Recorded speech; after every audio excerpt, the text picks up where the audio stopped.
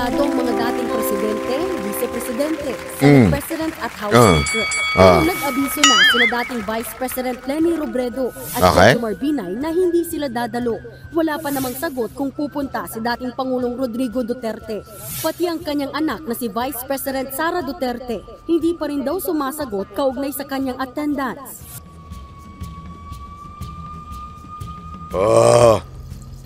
Kahit daw si BP Sara Duterte hindi pa sumasagot sa kanyang attendance. Nako po. Ano sa tingin ninyo?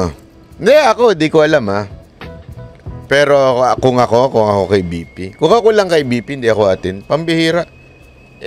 Bahay ni Tambaluslus yan bahay ni Tambaluslus yan Ako sa tingin ko sa tingin ko hindi a-attend si BP. Sa tingin ko lang naman, maaaring magkamali ako. Kasi siyempre marami din man siyang kinukonsider, 'di ba? Pero ako sa tingin ko hindi dadalo. Malamang kasi hindi makikipagplastikan niyan kay Tambaluslus. Alam niya na si Tambaluslus 'di ba? Alam niya na talagang ino-operate siya ni Hindi BP Sara Duterte. Ito makinig po kayo. Hindi ho ito gawa-gawa. Okay? Hindi ho ito kwento-kwento. Hindi nga nila pansinin ninyo yung mga tanso vlogger. Hoy, mga tanso vlogger! Nandyan ba kayo? Nandyan kayo? May gusto ko sabihin sa inyo. Putang ina nyo. Biro lang. Biro lang. Hoy, mga tanso vlogger, bakit di nyo masagot? Bakit di nyo masagot? Yung pag-amin na makagago na bayaran siya. At binayaran siya para siraan yung mga ganito. Katulad ko, si Pangulong Duterte, si BP Sara Duterte. Diba? Ba't di nyo masagot yun? Yung recording na may nagre-recruit sa inyo para purihin si Tambaluslos tapos siraan si BP Sara Duterte. Ba't di nyo masagot yun? Bakit? Alam nyo kung bakit? Kasi booking kayo. Yun. Hindi, yun talaga ang totoo dun di ba? Booking kasi kayo. Kaya hindi nyo masuplak yan. Wala. Baka bayaran kayo. Yun ang totoo. Kaya nga yung mga iba sa inyo, dating mga patay gutom sa karsada Dating karsa-karsada lang ang datingan mga jologs, mga tambay. Tapos ano na nangyari ngayon? May mga kotse na, may mga kondo na. 'Di ba? Dati walang pampagawa ng ngipin. Ngayon may kondo na. Bakit? Kasi nga na-booking kayo, 'di ba? Hindi po ako nag-booking sa inyo. Pinlayan nila Spencer yung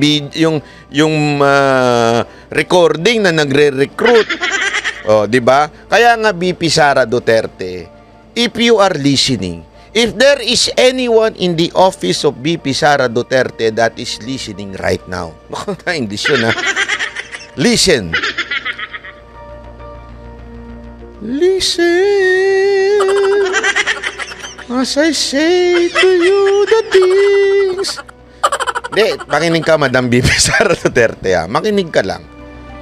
Nabuking po namin Nabuking po ng mga banateros na tulad nila makagago, tulad ni Bungal na may recording na nagre-recruit para siraan kayo at ang pinansir nila walang iba kung hindi itong kalaban ninyo. Kaya Madam BP Sara Duterte, wag naman kayong a-attend sa SONA kasi hindi naman po kayo plastic. 'Di ba? Ang mga plastic ho dyan, katulad nila, alam mo na. Meron pang pasabi-sabi na, we wish him the best. Ganun. We wish him the best. Mga ganun. Yan ang mga plastic. We wish him the best, pero pinababanatan mo. May ganun siya We wish you the best. We wish you the best. Laki-laki. Tapos pinababanatan niya sa mga vlogger niya. Kita mong kaplastikan niya. Grabe, no? We are still waiting, for confirmation from the Vice President, but we heard word that the office will confirm today. Eh, wala.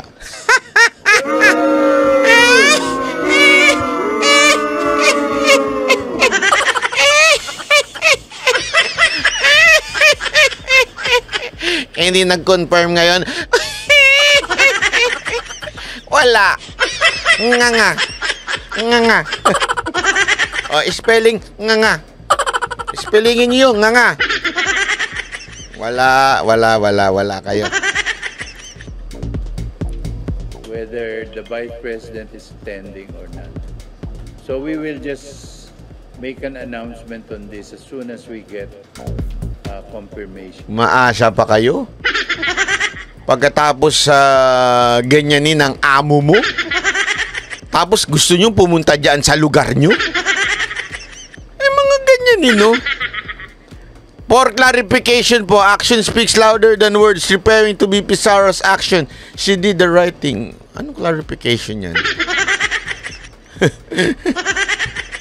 Oh, di ba? Oh.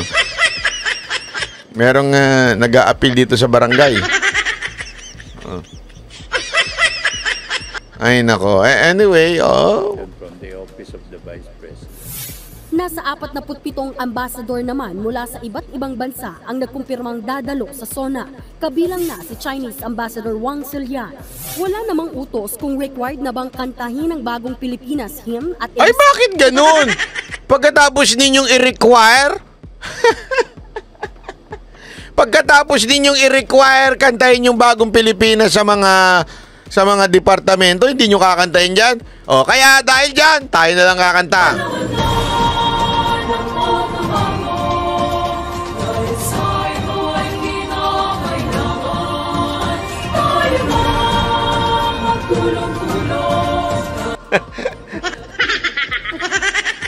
Kayo mismo ayaw nyong kantahin? Kaya, hindi, isipin mo yan, ha? Ni-require nila yan, di ba? O, gandang gabi po from Athens, Greece, sabi ni Mocha Uso. O di ikaw na nasa Greece? Habang kami bulok dito sa Manila. Ikaw na nandyan. Mag-ingat ka naman. Kung ipadudukot mo din yung iPhone 15 Pro Max na binigay ko, sa akin mo na lang ipadukot. Dapat akong bibili niyan eh. Inuna kita. Boom, kunana, boom, kunana, boom. Hindi, dapat talaga akong bibili nung kasi wala na, bulok na yung cellphone ko. Siyempre, gusto kong mag-video-video, ganyan-ganyan. Magbabakasyon si Mocha, kaya inuna ko siya. Baka naman iba dyan. Nagparinig yun, no? Nagparinig! Yung pala yun. Oh. Baka naman yun. Wag mong panakaw yung cellphone mo dyan. Akin na lang yan pagka pinanakaw mo. Pambira, oh. Mahal-mahal ng bili ko dyan. iPhone 15 Pro Max fully paid. 1 terabyte. I-google nyo kung magkano yun. Hindi. Nag-iintay talaga ako sa 16. Kasi yung sa iPhone 15, paluma na yan, di niya alam eh. Yung iPhone 16, bago yan eh. Di ba? Lalabas yan this September.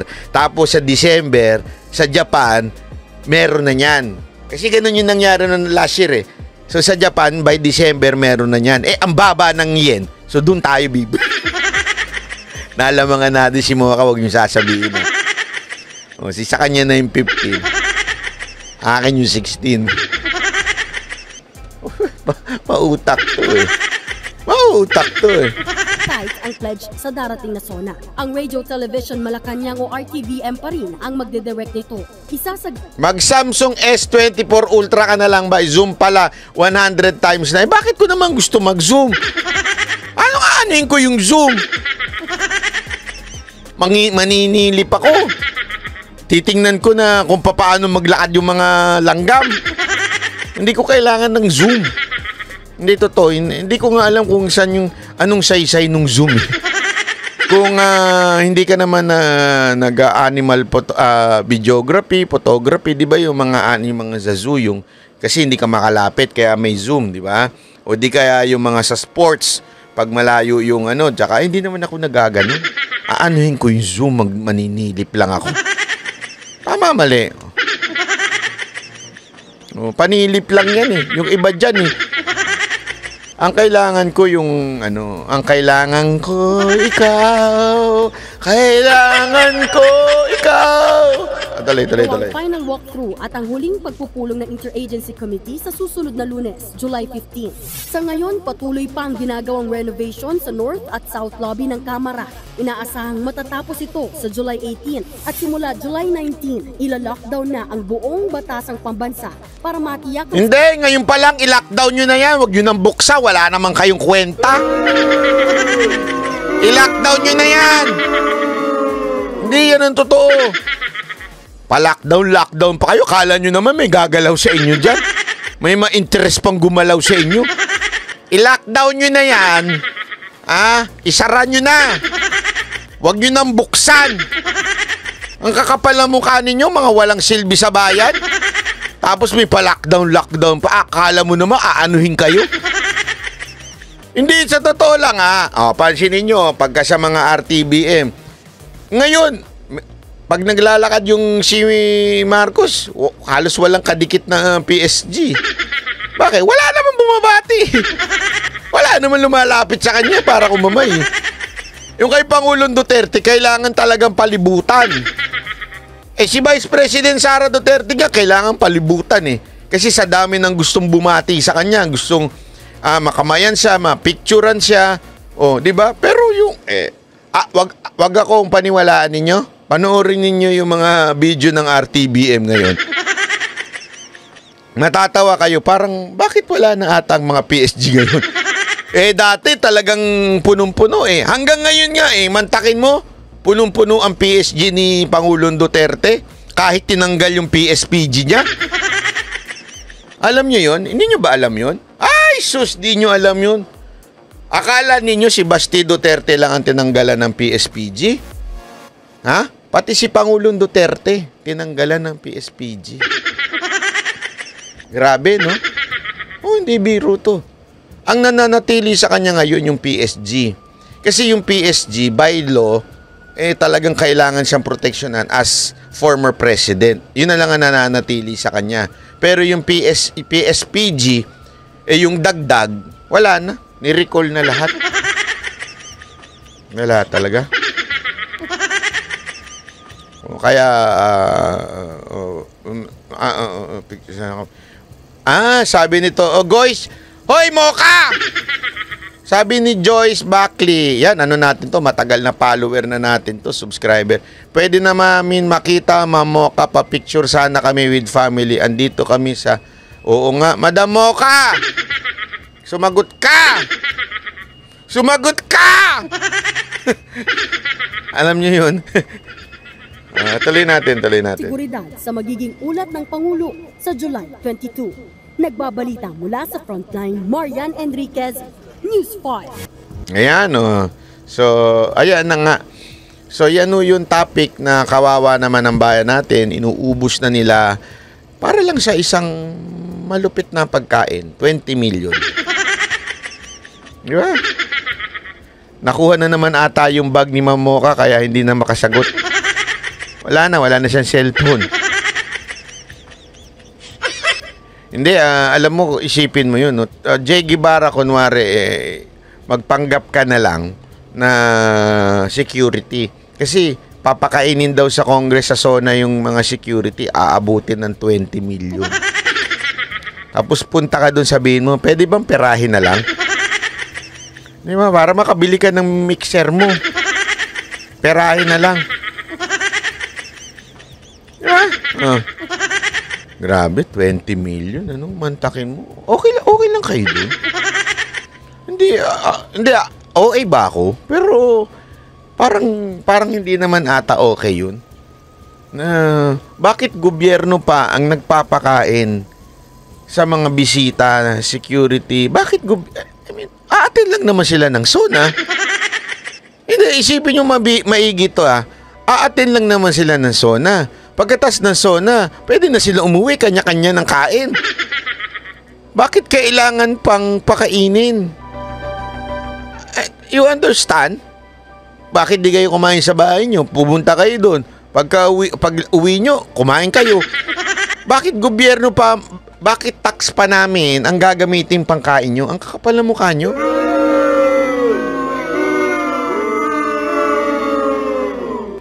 Hindi ba? O kung sakasakali man lang na talagang kailangan pakainin, di bumili na lang kayo ng fast food. Waxis, ganun. Hindi, bili kayo ng Jollibee. Mahal nga yung Jollibee. O kaya, imbitahan nyo na lang si ano dyan, si pangalan nun, si Diwata. Para tigi 100 lang, oh. Kung 10,000 participants, 10 times, 100. 1 million lang, eh. Diba? 1 million lang, tama ba? O basta. Isipin mo kung ganun, ano yun nga natin, baka mamaya mali-mali tayo ng math, magagalit yung nanay ko na nandun na siya kay Lord, magagalit pa siya. 100 times 10,000. Oh, 1 million nga. Tama ako. Sabi ko sa inyo, magaling ako eh. Pagdating sa mathematics. Oh. Di ba pwede naman pagkain na lang ni Diwata, tapos dun nga sa tapat ni Diwata may ginawa rin eh. Hindi nyo ba alam yun? Oh. Meron din na, meron daw, kasi nakita ko sa vlog, tinapatan yung pares ni Diwata sa tapat, ang pangalan, Encanto. Hindi ako nagjo-joke dito, ha? Oh, Encanto. Oh. Ba't di nyo na lang sila imbitahan? Oh, mag-create kayo dyan ng marami, oh, di ba? Nag-unfollow na ako kay Diwata, Yumaba. Yumaba? Naka-follow ka? Ba't ka naka-follow?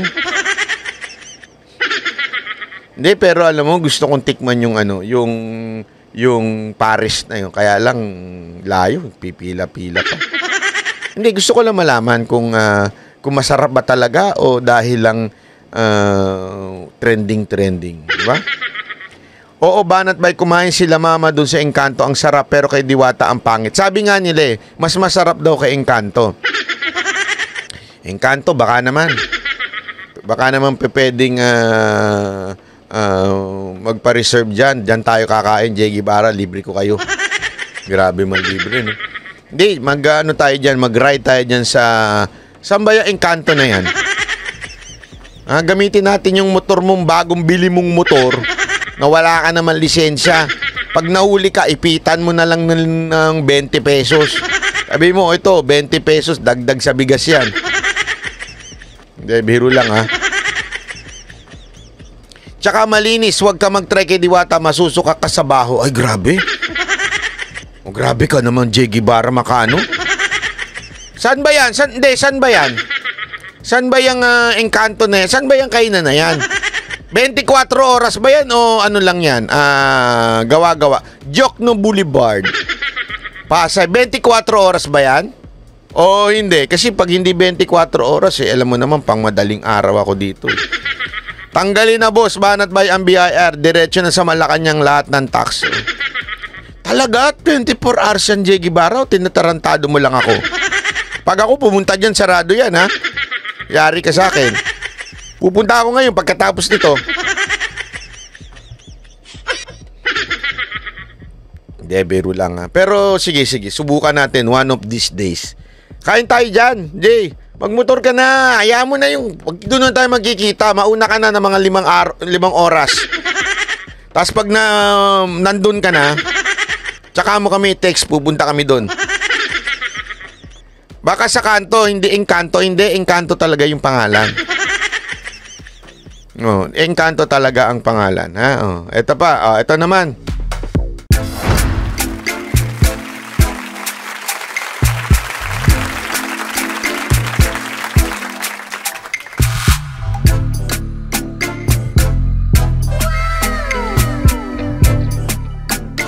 The next performance will start momentarily.